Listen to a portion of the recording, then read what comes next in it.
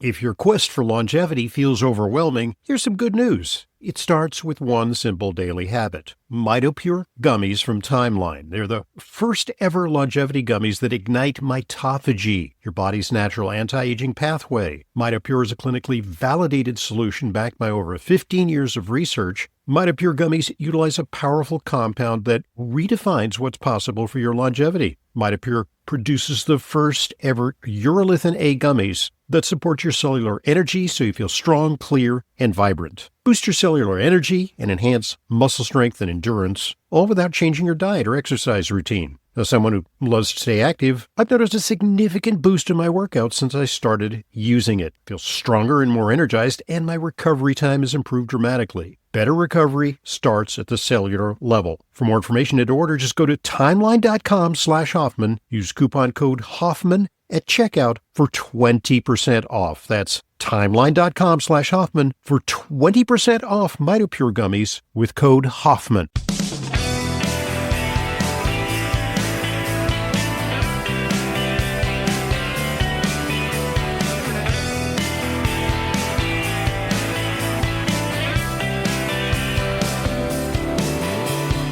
Welcome to today's Intelligent Medicine Podcast. I'm your host, Dr. Ronald Hoffman. Today we're going to talk about an often neglected aspect of our total health picture. It has to do with oral health. And oral health is not just about the mouth, the teeth, our cosmetic appearance, our ability to chew. It's also about our systemic health, because new studies are highly suggestive of the fact that periodontal disease and tooth decay, mouth disorders reflect the state of the entire body and have very, very serious ramifications when it comes to overall health, and particularly cardiovascular disease. The expert we're going to talk about, who's going to talk about this today, is Dr. William Levine. He's a board-certified periodontist with 35 years of experience, and he's an expert in oral inflammation. Yeah, inflammation is a big buzzword when it comes to aging, cardiovascular disease, even cancer, diabetes. And so the connection between periodontal disease and inflammation is an important one.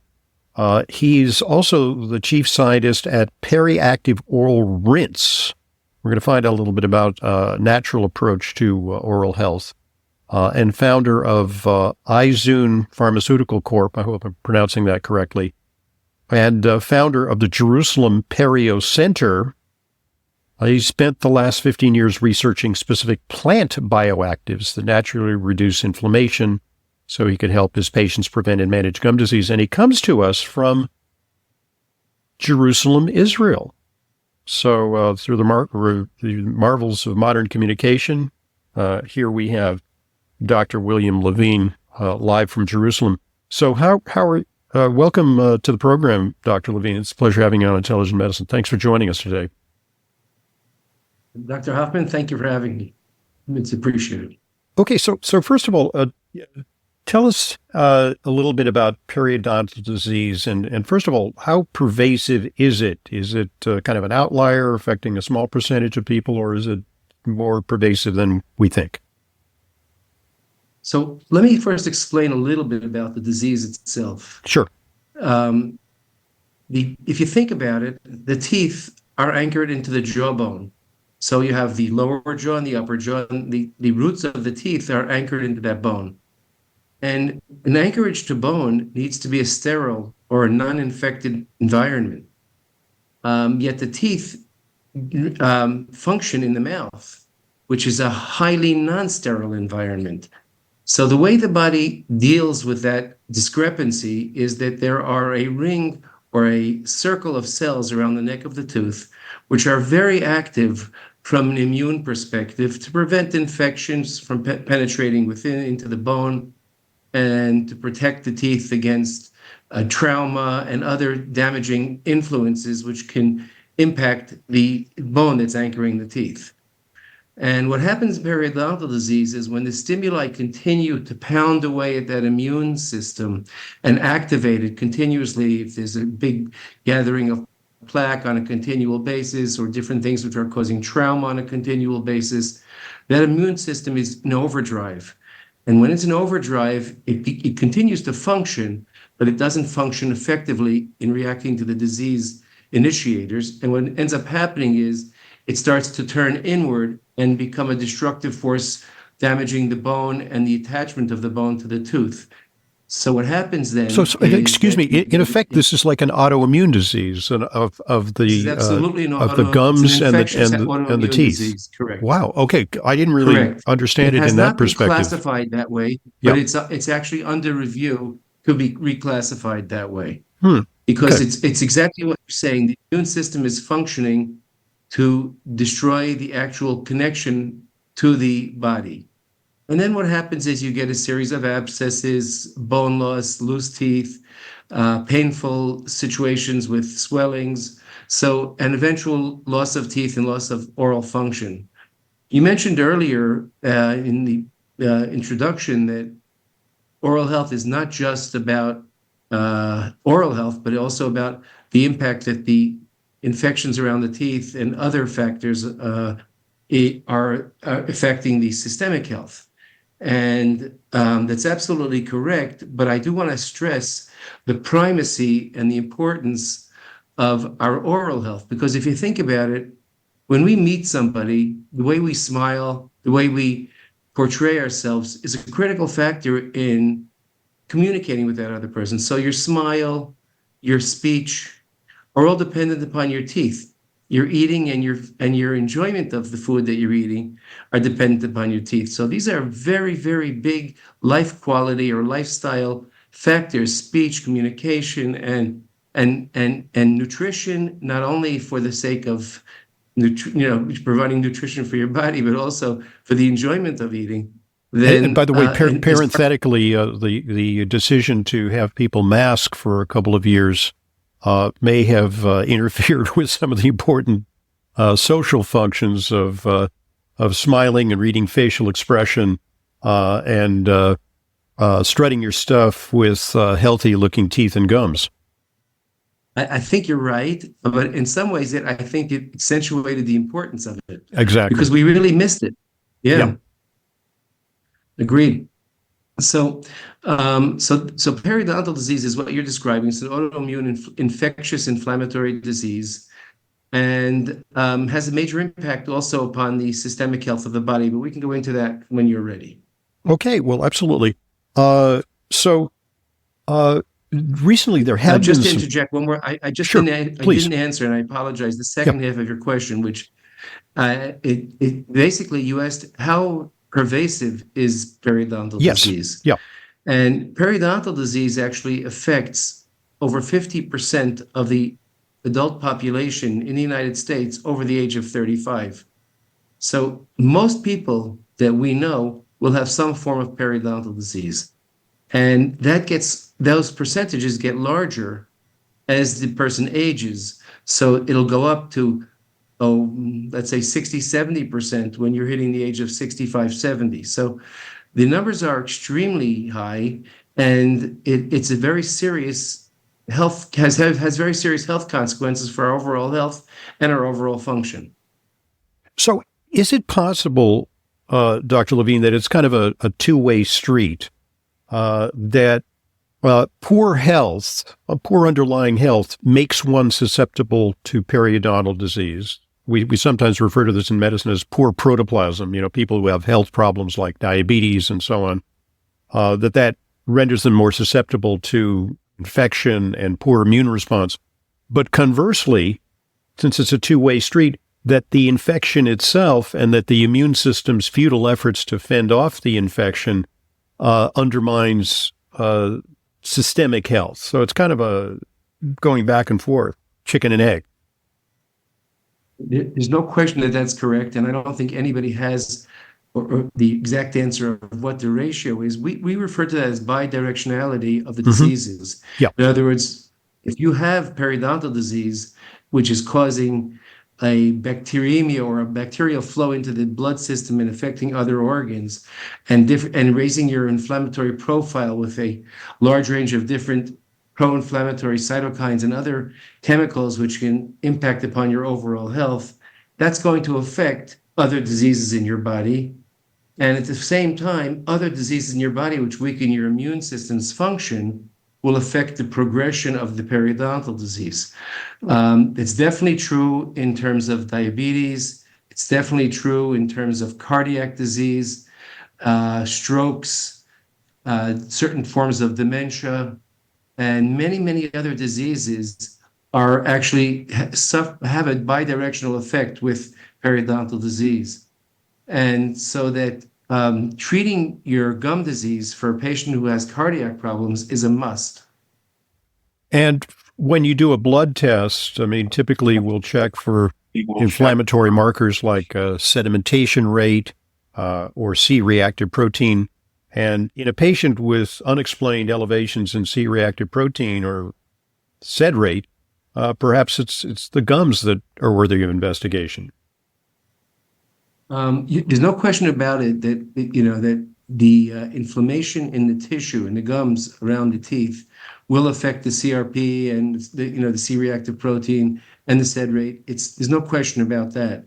But periodontal disease is the type of disease where it doesn't maintain a constant level of infection or inflammation. It ebbs and flows. It goes through cycles. So if you catch it at a normal high cycle, you will definitely see a change. Whereas if you capture at a low cycle, you might not notice the change, but it's there. How do you determine if you have periodontal disease? What are the signs? And of course, a dental exam should reveal it. And how do dentists determine whether you have it and to what degree you might have it?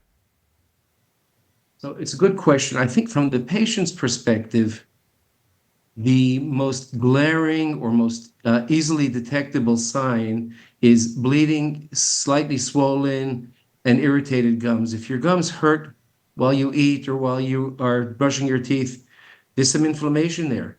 If your gums are bleeding when you eat, that's a very serious sign of inflammation. If your gums are bleeding when you brush your teeth, again, that's a problem.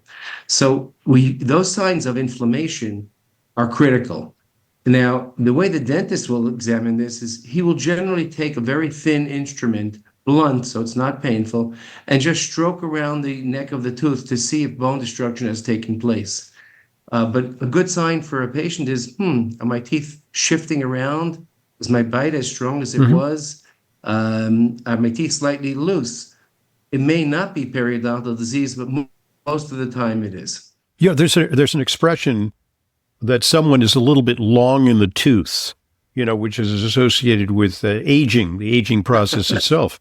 But is it not a sign? I mean, Right. gum recession, the fact that more tooth surface is exposed, is that not a sign of some degree of periodontal disease? Absolutely. It's a clear sign, and I thank you for bringing it up.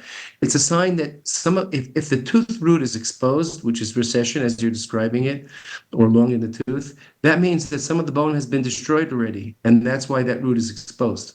So that's an absolute definitive sign that some periodontal disease is taking place. Okay, folks, at this point, let's pause and allow one of our sponsors an opportunity to share an important message with you. Here goes. Listen up.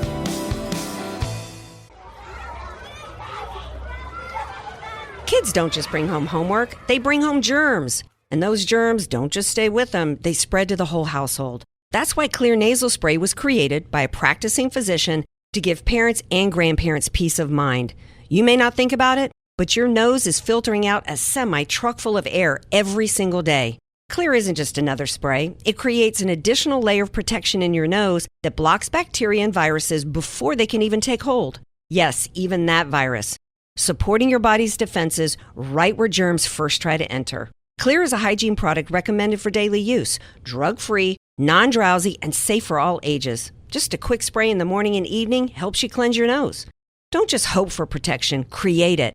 Get Clear Nasal Spray, your daily defense. Clear Nasal Spray is available at retailers nationwide and online. Check out Xlear.com for our special offers. That's Xlear.com. Thanks for listening.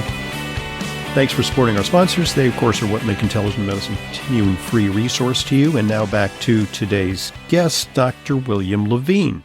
We look at sometimes the epidemiology of diseases. Why are they so prevalent in Western society? Are they as prevalent in societies where people consume ancestral diets, have different lifestyles, chew more fiber? Is there anything that we can nail down as a culprit in terms of causing the soaring incidence of periodontal disease? It's a very good question. A lot of those studies have not yet been done yet. There are variables between different cultures. There's no question about it. For example, in the Chinese and Japanese diet, there's a lot of green tea. As you know, green tea contains a lot of materials or different compounds which are anti-inflammatory. And there's actually been documented evidence that people who drink a lot of green tea will actually have less oral inflammation. But in terms of Mediterranean diet, for example, they have done those studies for other diseases, but not yet for periodontal disease.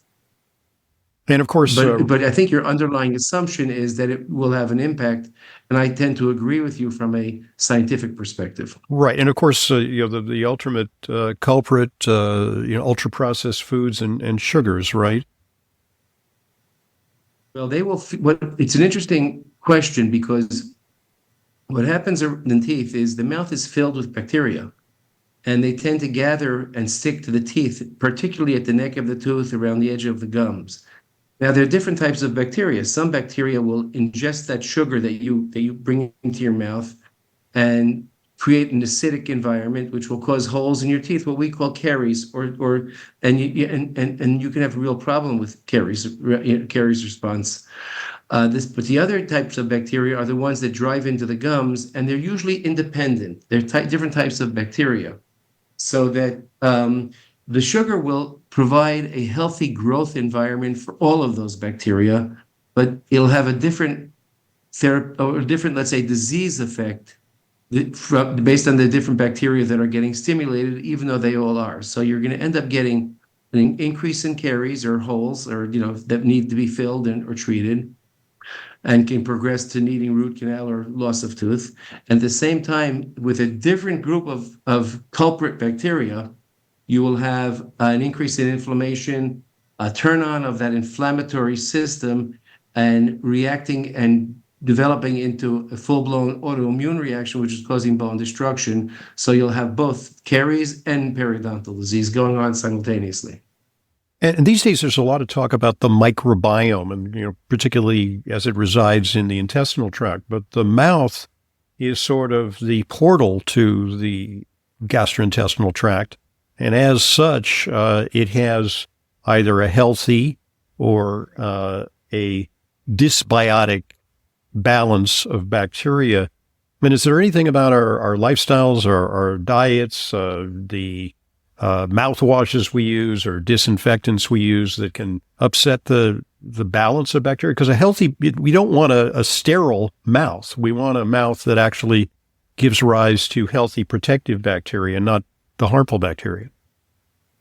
Yeah, you're 100% right. And I think you're sitting at the cusp of the cutting edge of what we're trying to accomplish. In other words, we want to reduce the harmful or the pathologic bacteria, and yet keep a healthy bacterial environment, because as you said, the minute you sterilize the mouth, you're just going to be susceptible to fungal infections and to other problems. Right. So the mouth needs certain healthy bacteria to function, as does the rest of our intestinal tract, as you pointed out.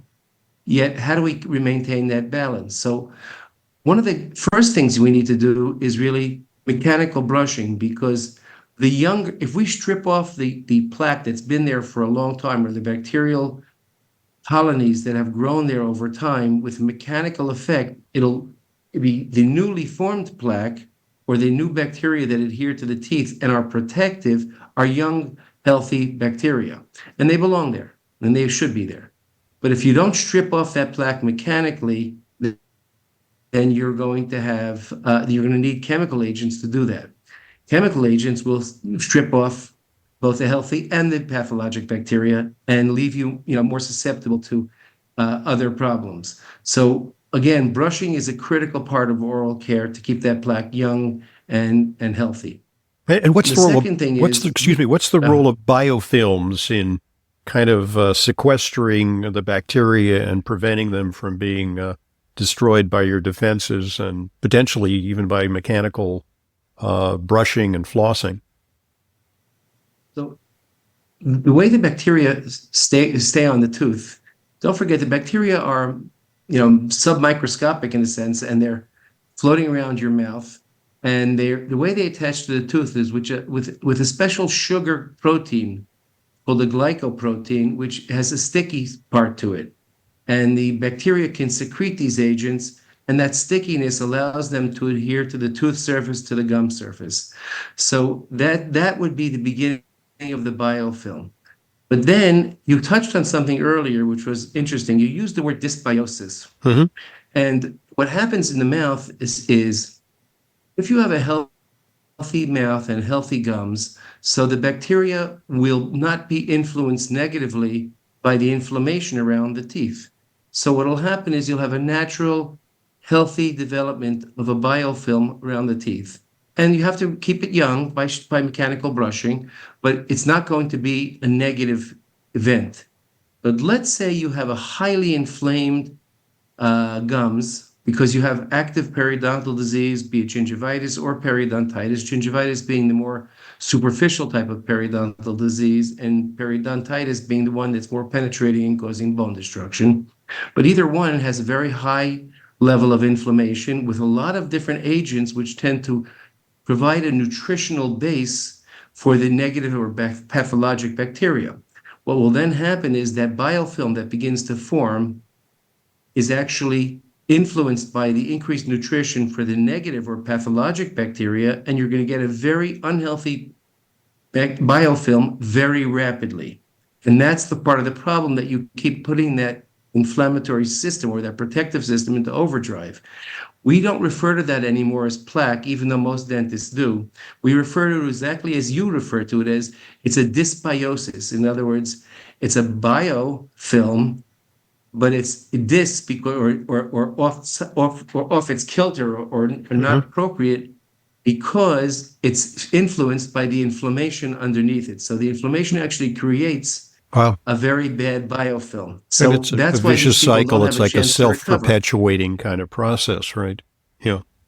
Precisely. Okay, great. Well, so we've laid down the ground. Go ahead. I'm sorry. Did you say? Okay. Yeah, we've laid down the ground. Coffee. Oh, there was coffee. Okay. We've laid the groundwork for our discussion in part two, because in part two, I want to talk about solutions, and you can find out more from Dr. Levine's website. It's getperiactive.com. In part two, we'll talk about some innovative natural solutions to periodontal disease. We'll also talk about some of the standard treatments that are available to people. Hopefully, we can forestall the progression of periodontal disease before people need gum surgery or more radical approaches. But sometimes those approaches are necessary, and Dr. Levine is well acquainted with them, with many years of experience in periodontal disease and implantology. When we return, more on the subject of oral health.